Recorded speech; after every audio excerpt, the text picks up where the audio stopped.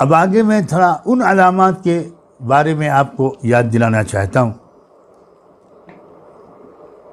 جو اسپیسیفک کچھ بڑے بڑے واقعات رونما ہوں گے. یہ جتنی اب تک میں نے باتیں سنائی ہیں یہ تو کیریکٹر کے متعلق باتیں، انسانی کیریکٹر، زمانے کا عام کلچر.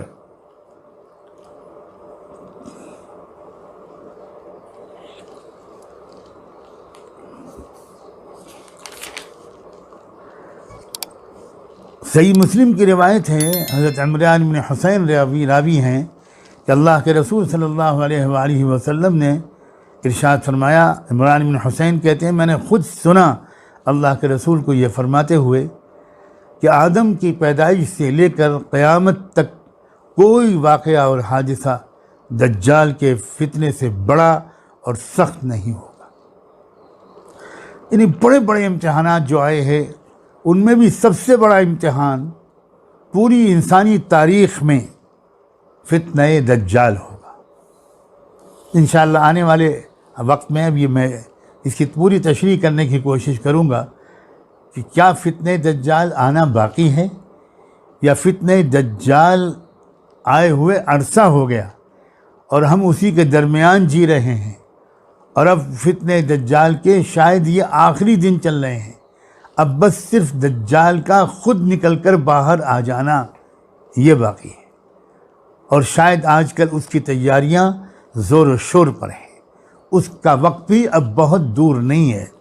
فتنہ دجال کا وقت دور ہے، اس غلط فہمی سے نکل جائیے. فتنہ دجال تو زمانہ ہوا شروع ہو چکا اور اب تو وہ اپنے آخری شباب پر ہے اور وہ جب اپنے آخری نقطہ عروج پر فتنہ دجال پہنچ جائے گا تب دجال کے لیے باہر نکلنے کے حالات بن جائیں گے، تب وہ کھل کر سامنے آ جائے گا.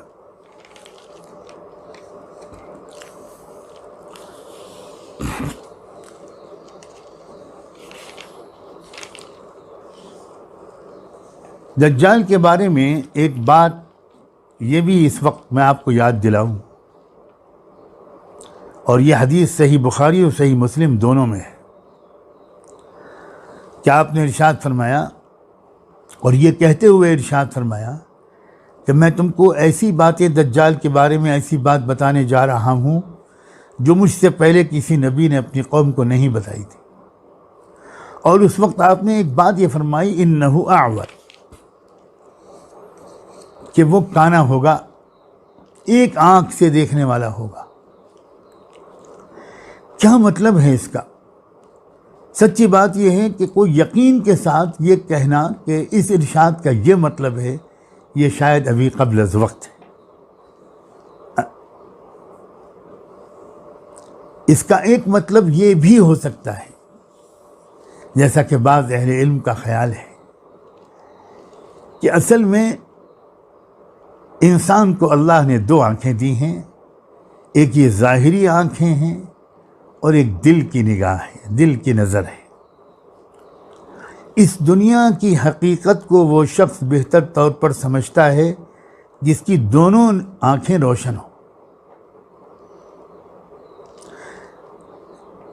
دجال کا جو فتنہ ہوگا اس کے اثر سے یہ صورتحال ہوگی کہ انسان کی صرف مادی آنکھ کھلی رہے گی اور وہ ہر چیز کو ظاہری، مادی، سیاسی، بالکل پرائما فیسائی جو جس کو انگریزی میں کہتے ہیں اس نظر سے دیکھ کر رائے قائم کرے گا. اور جبکہ چیزوں کی حقیقت کو سمجھنے کے لیے صرف یہ والی ظاہری آنکھ کافی نہیں ہوتی، انسان کے دل دماغ کی نظر بھی، نگاہ بھی کھلی ہوئی ہونی چاہیے، تبھی وہ چیزوں کی حقیقت کو سمجھ سکتا ہے. دجال ساری دنیا کے انسانوں کو ایسا لگتا ہے کہ وہ کانا بنا دے گا. یہ میں سمجھانے کے لیے بات عرض کر رہا ہوں. کیا مطلب کانا بنا دے گا؟ یعنی فتنہ دجال کی وجہ سے جو مہلک اور مضر اثرات پڑیں گے اس میں ایک بہت بڑا اثر یہ ہوگا کہ انسانوں کی غالب اکثریت کی دل کی نظر بند ہو جائے گی اور وہ دھوکہ آسانی سے کھا جائیں. دجال جو دھوکے میں ڈالنا چاہے گا بڑی آسانی سے لوگ اس بات کو ایکسیپٹ کر لیں گے آپ کو آگے چل کر انشاءاللہ یہ بات زیادہ تفصیل سے بتائی جائے گی کہ دجال کو دجال کہا ہی اس لیے گیا ہے کہ وہ انسانی تاریخ کا سب سے بڑا دھوکہ دینے کا ماہر انسان، ماہر ہستی ہے وہ۔ اس کا اصل کام ہی یہ ہے کہ اصل حقیقت سے انسانوں کو بے خبر اور اندھا اور غافل کر دیا جائے، بہرا کر دیا جائے، اور جو بالکل غلط ہے اس کو صحیح کر کے دکھا دیا جائے، اور ایک نظر بندی کر دی جائے، انسانوں کو مسمرائز کر دیا جائے، پروپیگنڈے سے متاثر ہونے کی عادت انسانوں کے اندر ڈال دی جائے، اور حقیقت کو پر غور کرنا اور سمجھنے کی کوشش کرنا اور سمجھ لینے کی صلاحیت ان کے اندر سے چھن جائے۔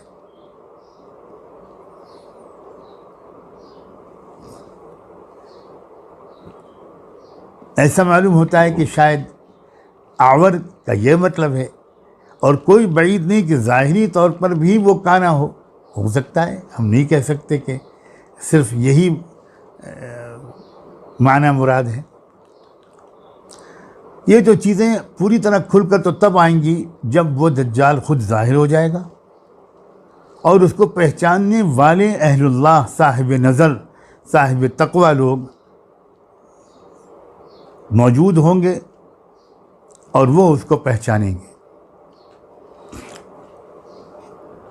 آپ نے اسی حدیث میں یہ بھی ارشاد فرمایا کہ اس کے ساتھ ایک چیز ہوگی جنت کی طرح، اور ایک چیز ہوگی دوزخ کی طرح۔ پھر وہ جس کو جنت بتائے گا وہی فی الحقیقت دوزخ ہوگی۔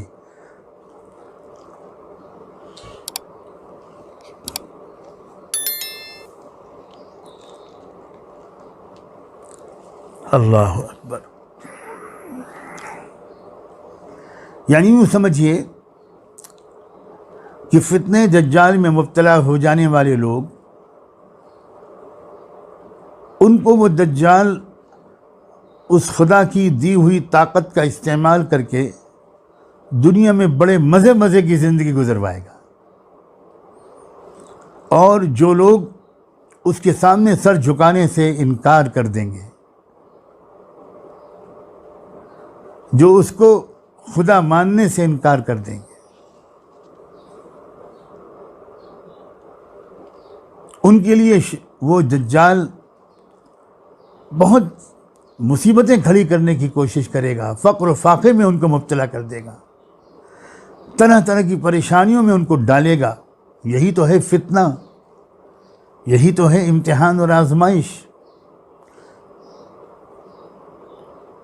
اللہ تعالیٰ اپنے کرم سے ہم سب کو ثابت قدم رکھے، اللہ ہم کو ثابت قدم رکھے، اور اگر سچائی پر جمے رہنے کی وجہ سے کچھ تکلیفیں برداشت کرنی پڑیں تو اللہ ہم کو اس کی ہمت دے، اللہ ہم کو اس کا حوصلہ دے۔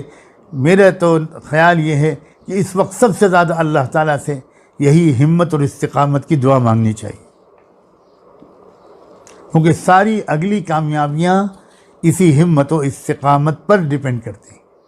یہ مل گئی تو سب مل گیا، اور یہ چھن گئی تو پھر اللہ کی پناہ۔ ایک بات اور سمجھیے، دیکھیے اس دنیا کو اللہ تعالیٰ نے ہماری خواہش کے مطابق مزے کی زندگی گزارنے کی جگہ نہیں بنایا۔ ہماری سب سے پہلی بڑی غلطی یہ ہے کہ ہم اس دنیاوی زندگی کو اصل میں ایک مزے کی زندگی گزارنے کا ایک پیریڈ سمجھتے ہیں، اور اسی لیے جب کوئی پریشانی آتی ہے تو بہت زیادہ پریشان ہو جاتے ہیں۔ اصل میں یہ دنیاوی زندگی امتحان کے لیے ہے، کوئی نہ کوئی امتحان مستقل لگا رہتا ہے اس دنیاوی زندگی میں، یہ ہے ہی اس لیے۔ اور انبیاء علیہ السلام